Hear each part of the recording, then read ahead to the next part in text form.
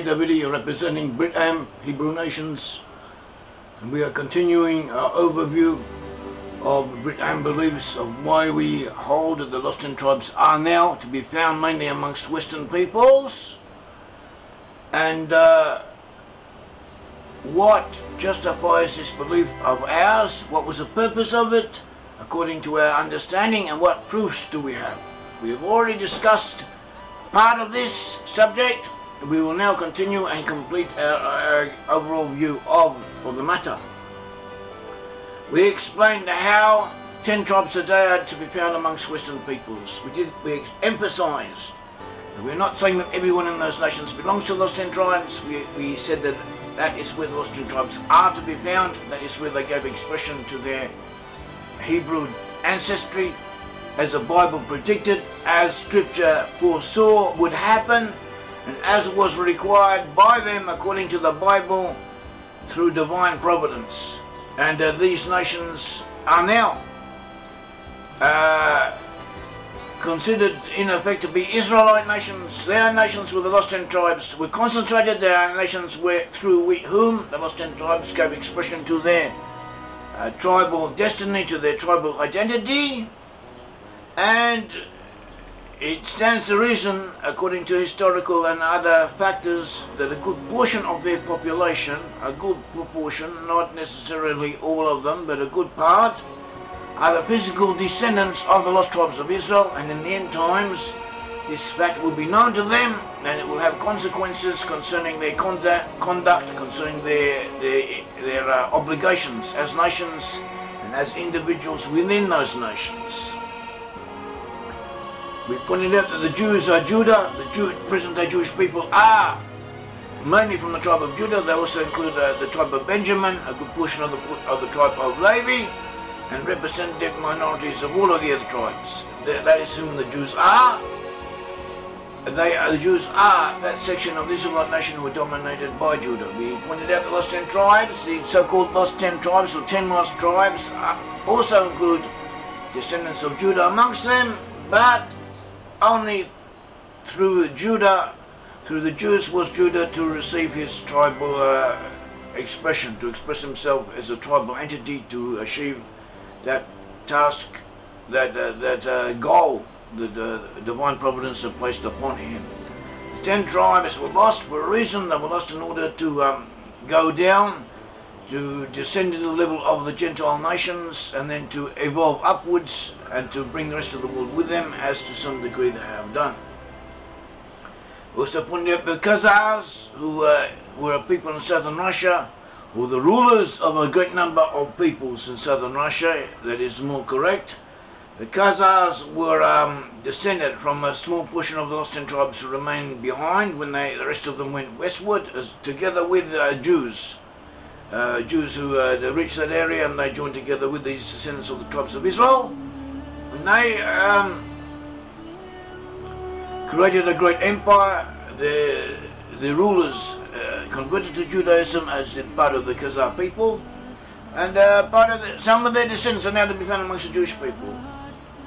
And this is an important fact. Also, that proofs concerning the Khazars having been related to the 10 tribes, or part of the 10 tribes, are also pertinent to our studies of the 10 tribes in general, because the Khazars were related, were ethnically connected to the ancestors of the Scandinavians and of the Anglo-Saxons, and what relates to them therefore relates to those members of their family. We showed how the blessings had been given to Abraham the Hebrew, was promised to become a great and mighty nation through whom all the nations of the earth would be blessed. And for this reason he received the blessing. He was in order to help the nations, to bring a blessing upon all the peoples of the earth. This blessing was passed on to Isaac. Isaac passed it on to Jacob, who was renamed Israel. Israel had 12 sons. These 12 sons became the heads of the 12 tribes of Israel. One of these sons was Joseph. Joseph had 2 sons, Ephraim and Manasseh, who both became full-fledged nations in their own right. From Joseph, we get Ephraim and Manasseh. Ephraim became predominant amongst the British peoples, the peoples of Britain and their offshoots. Australia, New Zealand, Canada, and West of South Africa. These are Ephraim. We also find a great number of descendants, physical descendants of Ephraim in the USA, even though the USA was, in a national sense, to be dominated more by descendants of Manasseh. And in that sense, as being the nation through which Manasseh gave expression to his national characteristics, the USA may be considered to pertain to Manasseh. The very name, America, is derived from Ha-Machiri, a medieval Latin pronunciation of Ha-Machiri, which means the descendants of Machir, who was the firstborn son of Manasseh. And we explained this and went into it in not much detail, but we gave an overall view of it. Now we are continuing and with our tribal identifications. We are able to show that descendants of specific tribes concentrated in certain areas. And those areas in which these tribes concentrated may be considered the territories of those tribes. We can show this through the names of different tribes historically settled in that region. Often these names are similar to those of Israelite tribes or clans within Israelite tribes. Also national symbols, national characteristics, a combination of different factors that taken all together give us a tribal profile that fits Israelite tribes, and we build up on it, taking many different pieces of evidence along these lines and showing how they all give an overall picture that enable us to tentatively identify areas within Europe as those in which Israelite tribes were dominant. We find that Finland pertained to Issachar. Also Switzerland pertained to Issachar. Issachar is the keeper of the times, and we have Swiss watches. This is a bit of a humorous observation, but there's some truth in it, because the characteristics of Switzerland that enable them to create Swiss watches, which have a reputation for being accurate on time and reliable, and also requiring mechanical and astronomical and mathematical skills and a certain characteristics, personality, are those of Issachar. We relate Sweden to Gad. Within Sweden we find tribes who historically settled in Sweden nearly always have clan names similar to those of clans of Gad. We also find people from Gad throughout Scandinavia, but in Switzerland they were predominant. Norway pertains to Naphtali. In ancient times there was people known as the Naphthalite Huns or the Naphtalites, and a good portion of these migrated to Norway and to Denmark, but mainly to Norway, and therefore Norway may be said to pertain to the tribe of Naphtali. Dan became dominant in Denmark. The very name Denmark means borderland or sign of Dan. And in Danish tradition, their forefather was known as Dan the Great, and this is Dan of Israel. And Dan became the major tribe within Denmark. The Netherlands pertains to Zebulon, the tribe of Zebulon. In ancient times, in the Netherlands, in the northern Netherlands, in the region of Frisia, there was a people known as Sabelin Goy. They are found on the maps of Ptolemy. Sabelin Goy means in Hebrew the people Goy of Zebulon. It was also prophesied in Genesis 49:13 how Zebulon would dwell on the shores of the sea. Today, 2/3 of the population and approximately the same area of the Netherlands is below sea level. They need protection from the sea, from inundation, from flooding by the sea. They have dikes and all kinds of controls and dams and so on, and drainage works, so that literally 2/3 of the country is below sea level, and it is on the shores of the sea. That's where most of the people dwell. They dwell on the shores of the sea, literally. That is the only country in the world where this may be said. There's only the country in the world where this observation pertains, and this is the very place where we find a people known as the Goy, Sabelin Goy, the Goy of Zebulon. And we find a good portion of Benjamin that section of Benjamin who went into exile are to be found in amongst the Belgae, amongst the people of Belgium, or part of them.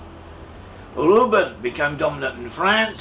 Names of groups are settled in France are those of Reuben. Names of Reuben are found amongst the French ancestors, and also clans pertaining to Reuben are those who are important in French history. There are names given to peoples who settled within France. The characteristics of Reuben are similar to those associated with the French.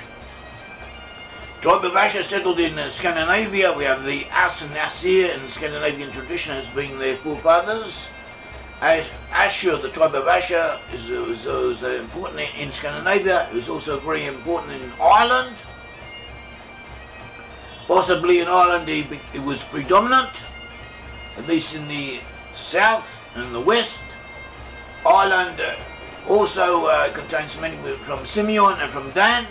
So does Wales. Ireland and also has input from Joseph and from Judah.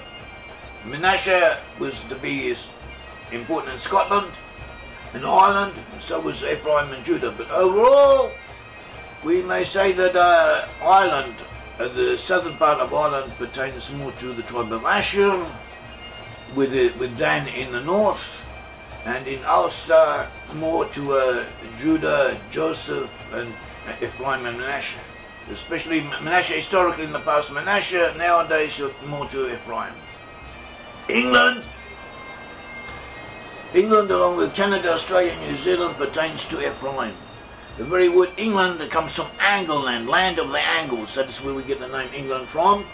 In Hebrew, we have the word Egel. Egel means a young bull. Egel in biblical Hebrew could be pronounced, as it still is in some dialects of Hebrew, as angle or close to angle. Not only that, we have the Angles who gave their name to England on the continent. Their name was sometimes pronounced in their own language, in the languages of peoples around them, as Egel. So the two names are interchangeable. In other words, England is the land of Egel, the land of the bull calf in Hebrew. The bull calf was a symbol of Ephraim. See Jeremiah 31:17 in the Midrashim. As we said, the USA became dominated by peoples from Manasseh. The early settlers of the USA came from areas in Britain in which we find a predominance of tribes from Manasseh in those areas that gave most of the early settlers to the USA, mainly in the west and the north, also in Ireland and from Ulster and so on. All those areas were historically dominated by elements from Manasseh. Most of them migrated and left their regions in the British Isles and moved to the USA, and they gave their characteristics to the USA. And the USA does have characteristics of Manasseh, and we've talked on this subject in some detail elsewhere. We also find a repetition of patterns, relative tribal positions to each other in the land of Israel. Maybe is repeated in their relative placements to each other today.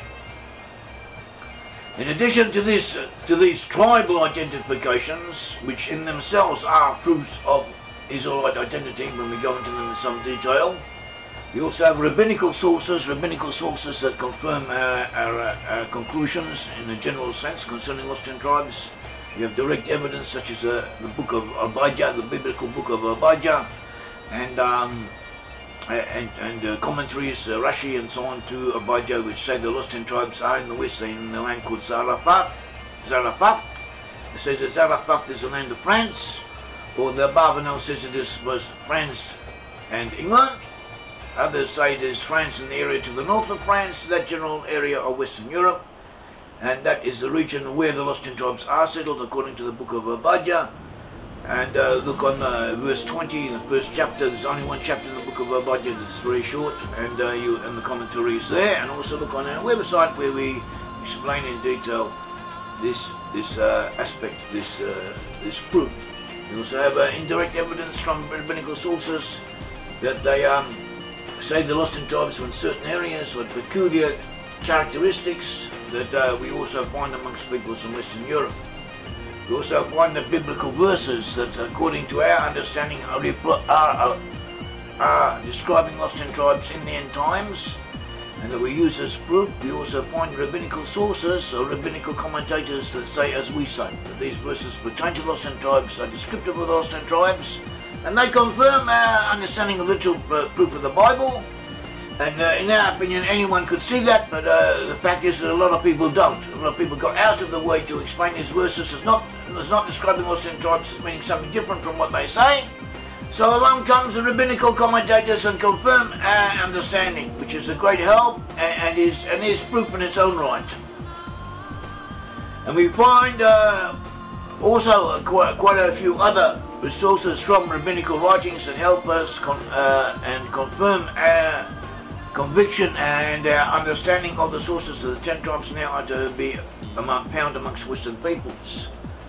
We also find that the prophet Hosea said that the 10 tribes in the end times would, in their places of exile, not only in the end times, of the 10 tribes when they went into exile would be identified as Gomer. Gomer historically was a group of peoples, descendants of Japheth, the son of Noah.